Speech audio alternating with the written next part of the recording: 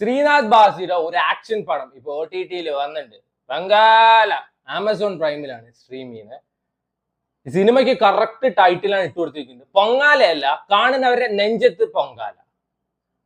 ശ്രീനാഥ് ബാസി definitely എല്ലാവർക്കും അറിയാം, ഭയങ്കര ടാലന്റഡ് ആയിട്ട് ഒരു ആക്ടറാണ്. But at the end of the day ഇജാതി നക്കിയ പടത്തിലൊക്കെ ആരെങ്കിലും കയറി അഭിനയിക്കും. ശ്രീനാഥ് ബാസിയുടെ കൊത്തരാജു അതാണ് പൊങ്കാല, കൊത്തരാജു എബേ. സോ ഈ സിനിമ തുടങ്ങുന്ന സമയത്ത് തിങ്കൾ മുതൽ വെള്ളി വരെ പൊങ്കാല ആ ലെവലായിരുന്നു. പാസം സീരിയല്, ഓവർ ആക്ടിങ് പറഞ്ഞ സകലെണ്ണ ഓവർ ആക്ടിങ്, പാസം മെഴുകൽ. സോ നമ്മുടെ ശ്രീനാഥ് ബാസിയുടെ ഡാഡി ആയിട്ട് ഇതിൽ അലൻസീറാണ്. അണ്ണൻ കുറെ കടമൊക്കെ വാങ്ങിച്ചിട്ട് നാട്ടിൽ നിന്ന് ഓടിപ്പോയി എന്നാണ് പറയുന്നത്. അപ്പൊ ഞാൻ വിചാരിച്ചു വല്ല പെണ്ണുങ്ങളിലൊപ്പം പോയിണ്ടാവുന്നു. കാരണം അലൻസീറാണ്, അങ്ങനെ അങ്ങനത്തെ ക്യാരക്ടറെ ചെയ്യൂ. ശ്രീനാഥ് ബാസി ജയിലിൽ പോകണം. പിന്നീട് അങ്ങോട്ട് അണ്ണൻ കൊത്തരാജു ആണ്. എന്താണ് ചുമട്ടടിക്കണ കൊത്തരാജു എബി.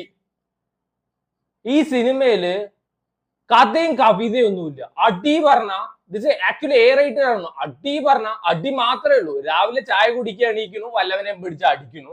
രാത്രിയാകുമ്പോ അവന്റെ തോളത്ത് കൈയിട്ടിട്ട് അവിടെ കഴുത്ത് വേനയുണ്ടാ, വേനയുണ്ടെങ്കിൽ ഓളിനെ അടിച്ചാൽ മതി, അല്ലെങ്കിൽ മറ്റേത് തേച്ചാൽ മതി. പിറ്റേ ദിവസം രാവിലെയാണ് വീണ്ടും ചായ കുടിക്കുന്നു, ചവിട്ടുന്നു, അടിക്കുന്നു.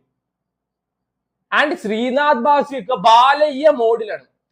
ആൾക്ക് ഓൾറെഡി വയ്യ, ആൾക്ക് കാണുമ്പോ തന്നെ വയ്യ എന്നുള്ള അവസ്ഥയാണ്, പനി പിടിച്ച അവസ്ഥയാണ്.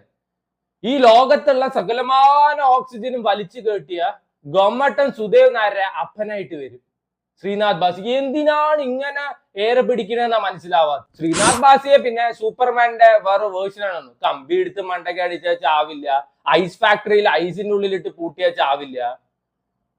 അയ്യേ, ഒരു തൊലിഞ്ഞ പടം. ഈ സിനിമയിൽ എനിക്ക് തോന്നുന്നു സെക്കൻഡ് ഹാഫ് ആയപ്പോ ഓൾറെഡി കഥയൊന്നുമില്ല, ഫൈറ്റ് മാസ്റ്റർ ഓടിപ്പോയി തോന്നുന്നു. അപ്പൊ പിന്നെ പാട്ട് റൊമാൻസ് ആയി.